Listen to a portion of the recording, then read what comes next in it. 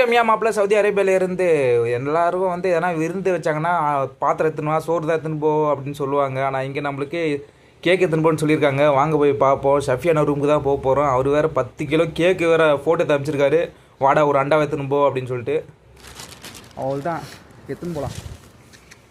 கேரளாண்ணா இருக்காங்க. கேரளாண்ணா ரூமில் போயிட்டு நம்ம வாங்கிட்டு வர வேண்டியது தான். ஒரு இட்லி குண்டா எடுத்துன்னு போகிறேன். வாங்க போயிட்டு கேக்கு வாங்கிட்டு வருவோம். பாப்போமே.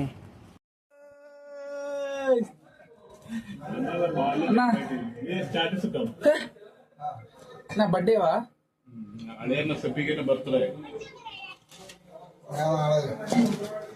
இதுதான் பாத்திரம்.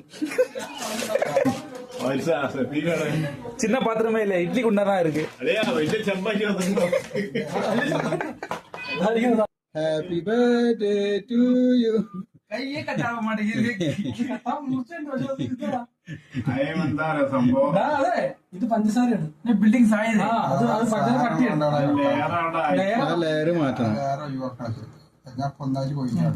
അതിന്റെ അടുത്ത് കുറച്ച് ആ ലെയർ എടുക്കും. അത് പഞ്ചസാര അതല്ല ഞാൻ പറഞ്ഞ പഞ്ചസാര കേക്ക് വന്നിക്കണെന്ന്. അതിന്റെ ഉള്ളിലെ കേക്ക് ഉണ്ടാവുള്ളൂ, മുറത്ത് അത് പഞ്ചസാരയാണ്. ആ ഇത് മേലുള്ളത്, ബാക്കി ഇത് ഉള്ളിലുള്ള മാത്രമുള്ള കേക്കുള്ളൂ. ആ ഈ പഞ്ചസാരയാണ് എന്ത് ഇതിന് ടേസ്റ്റ് വരുന്നത്. എന്തിനാ കക്കി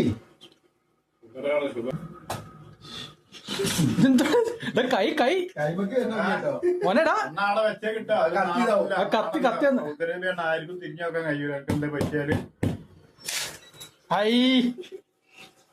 ദമ്മിയാടാ അത്. ഞാനതെ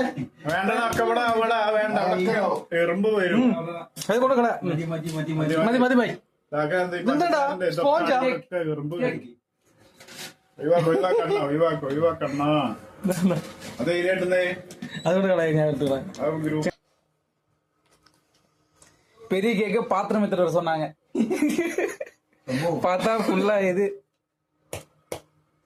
தர்மாகோல். இதுல என்ன சொன்னீங்க? 10 கிலோ இருக்குமா, 10 kg இருக்குமா? என்ன சொல்றீங்க? எல்லாம் நம்மளும் கண்டாலும் கேட்காம விசாரிச்சுட்டா அப்படிதான் இருக்கு. கேக் மாதிரி தான் தெரியுது. അല്ല വേറെ ആർക്കും കൊടുക്കാനില്ല. എനിക്ക് ഇവിടെ ആരും ഇല്ലല്ലോ, ഞാൻ ആരും നിങ്ങളെ ഉള്ളു, വേറെ ആരും ഇല്ലല്ലോ. മതിയാവും, ബാക്കി എന്താ ചെയ്യാ. அவன்தான் பார்சல் பண்ணியாச்சு. அதான் நம்ம ரூமுக்கு வந்தாச்சு. கேக்கு ரொம்ப ஃபன்னாகி போச்சு. ஏதோ 10 கிலோ